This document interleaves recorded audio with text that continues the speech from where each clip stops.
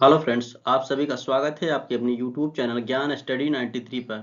दोस्तों, आज हम एसएसटी पढ़ने वाले हैं। पहला प्रश्न है, भीमबेटका के पुरास्थल भारत के किस राज्य से मिले हैं? दोस्तों, इसका सही ऑप्शन हो जाएगा ऑप्शन ए, मध्य प्रदेश से। भीमबेटका के पुरास्थल मध्य प्रदेश के रायसेन जिले से प्राप्त हुए हैं। दोस्तों भीमबेटका की गुफाएं बौद्ध धर्म से संबंधित है, सब याद रखिएगा दोस्तों। तो इसका सही ऑप्शन है ए, मध्य प्रदेश। दोस्तों, अगर आप हमारे चैनल पर नए हैं तो प्लीज पहले चैनल को सब्सक्राइब कर लें। तमिल साहित्य में श्रेष्ठ पुस्तकें शिलापादिकारकम और मणिमेखलई किससे संबंधित हैं? दोस्तों, शिलापादिकारकम और मणिमेखलई की रचना इलांगो कवि के द्वारा की गई है। ये दोनों संबंधित हैं दोस्तों बौद्ध धर्म से। इसका सही ऑप्शन हो जाएगा बी, बौद्ध धर्म से। हमारे राष्ट्रगान का बंगाली भाषा से हिंदी अनुवाद किसने किया? दोस्तों, हमारा जो राष्ट्रगान है जन गण मन, वह पहले बंगाली भाषा में लिखा गया था, लेकिन बाद में रविन्द्रनाथ टैगोर के द्वारा ही बंगाली भाषा से हिंदी अनुवाद किया गया। तो इसका सही ऑप्शन हो जाएगा ऑप्शन ए, रविन्द्रनाथ टैगोर के द्वारा। निम्नलिखित में से क्या स्वरोजगार में संलग्न है? दोस्तों, आपको बताना है कि क्या कौन सा काम स्वरोजगार है।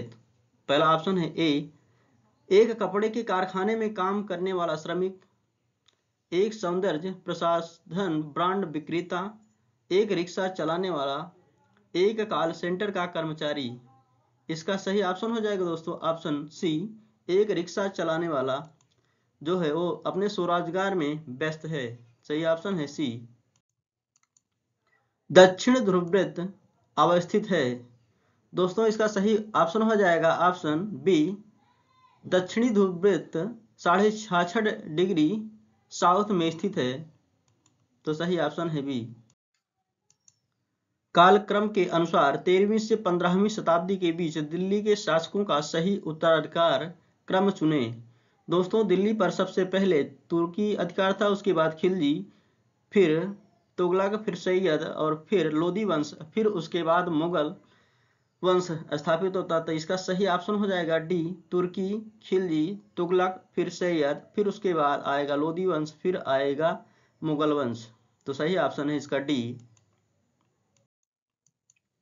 वह चोल राजा कौन था जिसने श्रीलंका को पूर्ण स्वतंत्रता दी और सिंघल राजकुमार के साथ अपनी पुत्री का विवाह कर दिया था? दोस्तों, वह राजा कुलोतुंग प्रथम थे। तो सही ऑप्शन है इसका ए, कुलोतुंग प्रथम। निम्नलिखित में से कौन महाभारत के तेलुगु अनुवाद के लिए विख्यात हैं? कंबन, कुट्टन, नत्रे और टिक्कन। इसका सही ऑप्शन हो जाएगा दो, 3 और 4। 3 और 4 के सी, केवल 3 और 4, नत्रे और टिक्कन, ये दोनों तेलुगु अनुवाद के लिए विख्यात हैं। किसके सिक्कों पर बगदाद के अंतिम खलीफा का नाम सर्वप्रथम अंकित हुआ? दोस्तों, इसका सही ऑप्शन हो जाएगा ऑप्शन बी, इल्तुतमिश के सिक्कों पर बगदाद के खलीफा का नाम सर्वप्रथम अंकित हुआ।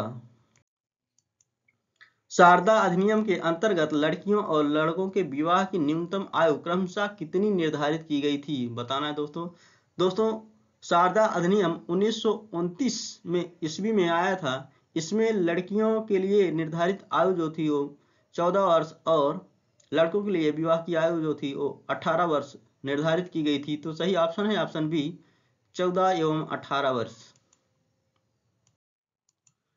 निम्नलिखित में कौन जहांगीरी चित्रकार थे? अब्दुल समद, अबुल हसन, अका राजा और मीर सैयद अली। दोस्तों, इसमें से अबुल हसन और अका राजा ये दोनों जहांगीरी चित्रकार थे। तो इसका सही ऑप्शन हो जाएगा 2 और 3। बी ऑप्शन सही है इसका, 2 और 3। आर्य समाज की स्थापना किसने की? दोस्तों, आर्य समाज की स्थापना 1875 ईस्वी में स्वामी दयानंद सरस्वती के द्वारा की गई थी। दोस्तों, इनकी एक प्रसिद्ध पुस्तक है जिसका नाम है सत्यार्थ प्रकाश। इनके द्वारा ही धर्म शुद्धि आंदोलन चलाया गया था। दोस्तों, इनका एक प्रसिद्ध नारा था दोस्तों, वेदों की ओर लौटो। सब याद रखिएगा दोस्तों। सही कथन का चयन करें। ऑक्सीजन सर्वाधिक पाए जाने वाली गैस है। दोस्तों जी नहीं, ये गलत ऑप्शन है, क्योंकि वायुमंडल में सबसे अधिक मात्रा में नाइट्रोजन गैस पाई जाती है। नाइट्रोजन गैस की मात्रा वायुमंडल में 78% होती है, जबकि ऑक्सीजन की मात्रा लगभग 21% होती है। वायु में ऑक्सीजन की मात्रा समान बनी रहती है, क्योंकि मनुष्य तथा पशु सांस लेने में इसका प्रयोग करते हैं तथा पौधे इसका उत्पादन करते हैं। ये ऑप्शन दोस्तों बी वाला बिल्कुल सही है। निम्नलिखित कथनों ए तथा बी पर विचार कीजिए। कथन ए रहा है, ए, दो वायुदाब क्षेत्रों में दाब में जितना अधिक अंतर होगा, हवा की तीव्रता उतनी ही अधिक होगी। जी हाँ दोस्तों, ये ऑप्शन बिल्कुल सही है। ऑप्शन भी देख लेते हैं। उच्च दाब क्षेत्र से जब निम्न दाब क्षेत्र की ओर जाती है तो हवा उत्पन्न होती है। ऑप्शन बिल्कुल दोनों सही है दोस्तों, तो इसका ऑप्शन सही हो जाएगा ए। दोनों ए तथा बी सही है तथा बी ए की सही व्याख्या करता है।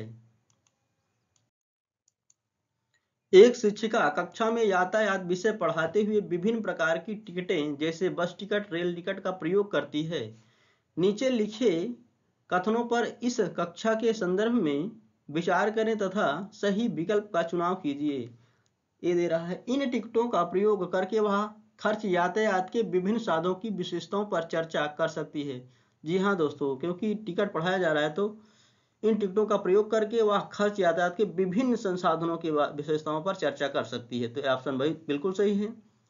बी, इन टिकटों का प्रयोग करके वह मानव आवास के प्रकार पर भी चर्चा कर सकती है। जी नहीं दोस्तों, क्योंकि इन टिकटों का प्रयोग करके वह मानव आवास यानी मकान वकान पर चर्चा नहीं कर सकती है। तो ऑप्शन बिल्कुल गलत हो जाएगा। तो इसका सही ऑप्शन हो जाएगा ए सही है पर बी गलत है। ऑप्शन सी सही हो जाएगा, ए सही है तथा बी गलत है। नए चारागाहों की खोज में लोगों के मौसमी आवागमन को कहते हैं। इसका सही ऑप्शन हो जाएगा दोस्तों ऑप्शन डी, ऋतु प्रवास या माइग्रेशन। प्रवास को प्रभावित करने वाले प्रतिकस कारक कौन से हैं? ए, प्राकृतिक आपदा। जी हाँ दोस्तों, प्रवास को ये प्राकृतिक आपदाएं जैसे भूकंप, बाढ़, ये सभी प्रभावित करते हैं। पानी की कमी, जी हाँ दोस्तों, ये भी माइग्रेशन के लिए जिम्मेदार हैं। जीवन यापन का बेहतर स्तर, जी नहीं दोस्तों, जीवन यापन का बेहतर स्तर जहां होगा वहां से व्यक्ति उस स्थान को छोड़कर वहां से जाएगा नहीं। तो ये ऑप्शन बिल्कुल गलत है। डी, शिक्षा। दोस्तों शिक्षा जहां बेहतर होगी वहां से भी व्यक्ति निवास करना चाहेगा। तो सही ऑप्शन हो जाएगा केवल ए और बी इसका सही ऑप्शन है। कथनों को पढ़िए और दिए गए विकल्पों में से सही उत्तर चुनिए। कथन ए, कृषि एक प्राथमिक क्रिया है। जी हाँ दोस्तों, बिल्कुल सही ऑप्शन है, क्योंकि कृषि प्राथमिक क्रिया के अंतर्गत आता है। कथन बी, फसलों, फलों, सब्जियों, फूलों को लगाना और पशुधन पालन कृषि में सम्मिलित है। ऑप्शन बी भी बिल्कुल सही है दोस्तों, तो इसका सही ऑप्शन हो जाएगा ए और बी दोनों सही है। तो इसका सही ऑप्शन है दोस्तों ऑप्शन सी, ए और बी सही है। ऐसा माना जाता है कि सेंट थॉमस लगभग 2000 साल पहले इस राज्य में आए थे तथा भारत में ईसाई धर्म लाने का श्रेय उन्हीं को जाता है। वह राज्य कौन सा है? दोस्तों ये पूछ रहा है कि सेंट थॉमस लगभग 2000 साल पहले जब ईसाई धर्म का प्रचार करने भारत में आए थे तो वह किस राज्य में आए थे? इसका सही ऑप्शन हो जाएगा दोस्तों ऑप्शन सी, केरल में। विविधता के संदर्भ में इन वक्तव्यों पर विचार करें। ए, विविधता भारत की शक्ति का एक स्रोत है। जी हाँ दोस्तों, बिल्कुल सही ऑप्शन है। भारत की विविधता में एकता है, यह भी सही है दोस्तों, क्योंकि भारत में विभिन्न प्रकार की धर्म और जनजाति के लोग रहते हैं। सी, विविधता भेदभाव का शोध भी हो सकता है। जी दोस्तों, ये भी सही है। भौगोलिक, ऐतिहासिक और भौगोलिक कारक विविधता लाते हैं। इनमें से कौन सा सही विकल्प है? तो इसका सही ऑप्शन हो जाएगा ए, बी, सी और डी चारों सही है। तो इसका ऑप्शन सही है ए, बी, सी और डी चारों ऑप्शन सही हैं। यदि आप भारत के राष्ट्रपति के रूप में चुने जाते हैं तो आप निम्नलिखित में से कौन सा निर्णय स्वयं ले सकते हैं? उस व्यक्ति का चयन कर सकते हैं जिसे आप प्रधानमंत्री के रूप में पसंद करते हैं। जी नहीं दोस्तों, ये गलत है। बी, लोकसभा में बहुमत वाले प्रधानमंत्री को बर्खास्त कर सकते हैं। जी नहीं दोस्तों, लोकसभा में बहुमत दल वाले नेता को ही राष्ट्रपति प्रधानमंत्री के पद पर नियुक्त करता है। दोनों सदनों द्वारा पारित विधेयक पर पुनर्विचार के लिए कह सकते हैं। जी हाँ दोस्तों, ये ऑप्शन बिल्कुल सही है। तो इसका सही ऑप्शन हो जाएगा ऑप्शन सी, दोनों सदनों द्वारा पारित विधेयक पर पुनर्विचार के लिए कह सकते हैं। गैर कृषि क्रियाकलाप वाले समूह पहचानिए। दोस्तों, उस समूह को पहचाना है जिसमें कृषि संबंधित क्रियाकलाप नहीं है। टोकरी बनाना, धान रोपण, इसमें धान रोपना जो है कृषि क्रियाकलाप है, तो ये ऑप्शन गलत हो जाएगा। मिट्टी के बर्तन बनाना, निराई, दोस्तों ये निराई भी कृषि क्रियाकलाप के अंतर्गत आता है। ईंट बनाना, मिट्टी के बर्तन बनाना, निराई, दोस्तों इस ऑप्शन में भी निराई आ गया, तो ये भी गलत हो जाएगा। मिट्टी के बर्तन बनाना, बुनाई, ईंट बनाना, बिल्कुल ऑप्शन सही है दोस्तों। ऑप्शन इसका सही हो जाएगा डी, मिट्टी के बर्तन बनाना, बुनाई करना और ईंट बनाना। साप्ताहिक बाजार में इनमें से कौन सी वस्तु की सबसे कम खरीद बेच दृष्टिगत होने की संभावना है? लैपटॉप कवर एवं मोबाइल चार्जर, ये सभी तो साप्ताहिक बाजार में उपलब्ध होते हैं। कार इंजन और पहिए, दोस्तों ये ऑप्शन बिल्कुल सही है, क्योंकि कार इंजन और पहिए साप्ताहिक बाजार में उपलब्ध नहीं होते हैं। अपने आत्मसम्मान को दांव पर लगाकर जीवित रहना अशोभनीय है। आत्मसम्मान जीवन का सबसे जरूरी हिस्सा है, इसके बिना व्यक्ति नगण्य है। आत्मसम्मान के साथ जीवन बिताने के लिए व्यक्ति को कठिनाइयों पर विजय प्राप्त करनी होती है। केवल कठिन और निरंतर संघर्ष से ही व्यक्ति बल, विश्वास और मान्यता प्राप्त कर सकता है।